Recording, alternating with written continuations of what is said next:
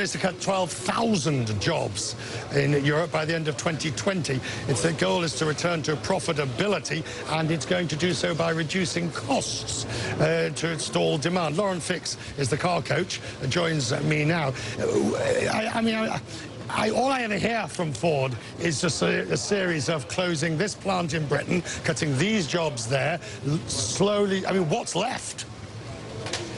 Well, there's a lot left, actually. I think a lot of it has to do, there's a lot of factors involved. First off, you've got a lot of European Union regulations that are coming into play. You've got powertrains changing, where they're thinking about hybrids, more plug-in hybrids, more electric vehicles, potentially autonomous vehicles. And with all that, they have to start coming up with money to pay for all this. Yes, they make profits, but still you have to cut down on some of your manpower, your variable and fixed costs. That is what the difference in a profitable and a non-profitable company is. Right, but Ford has struggled for many years to reach profitability in its European division. I always remember Ford telling me once that the company was, they wanted to be thirds, Asia, China, Europe, and the United States. But Europe has not performed well for Ford in recent years.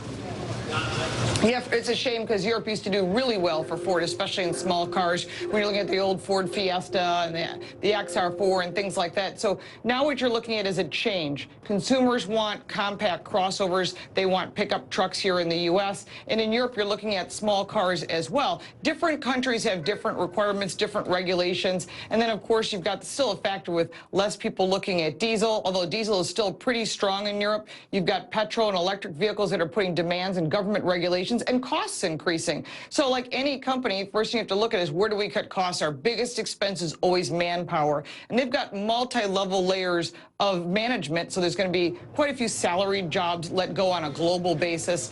And I think also you got to look at cars being sold in the U.S. They're going to be produced here in North America because of the taxes and the regulations being put in place from our federal government. But then on a European basis, they got to look at sales. And if sales are down, you have to start looking at ways to cut costs. That means cutting product lines, which they've done, cutting employees, and that may mean closing some plants. They closed 3 plants in Russia, and they're closing and reducing man force in a lot of other places because it just gets so expensive.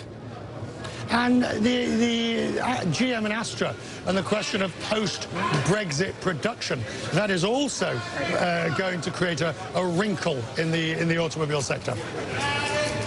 Absolutely. Brexit is going to be an issue all the way around in Europe. A lot of manufacturers are just sitting here waiting. They may have union deals in place, but when Brexit goes through, we're not sure what the impact's going to be. Jaguar, Land Rover, and other manufacturers that produce in the UK, as well as those in Europe, are unsure how that's going to impact them. Lauren, is it your thinking that eventually the U.S. will impose some sort of extra tariffs on automobiles from Europe? Donald Trump has threatened it. It's been put off. It's been, the Europeans have pretty much, particularly the Germans, have done whatever they can to forestall this. But is your thinking that eventually they will do something? I think that there won't be a tariff because I think my guess is based on, I guess if you read Donald Trump's book, you would realize that what he's trying to do is put some leverage against him. His leverage is tariffs. If they're going to reduce their tariffs down to 0, then he'll reduce his to 0. And that's the ultimate goal, that there is no tariff. And that'd be the best way to buy and sell product across country lines and across the oceans. However, right now, he's putting pressure on them because we are paying tariffs for product going in. And so they're charging chicken taxes and all kinds of things that have been in place for years.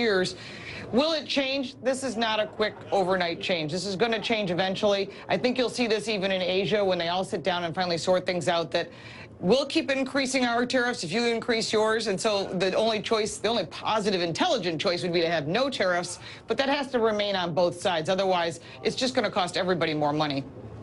Lauren, thank you. Always good to have your perspective and to help us with these tricky ones on tariffs and automobiles. Thank you.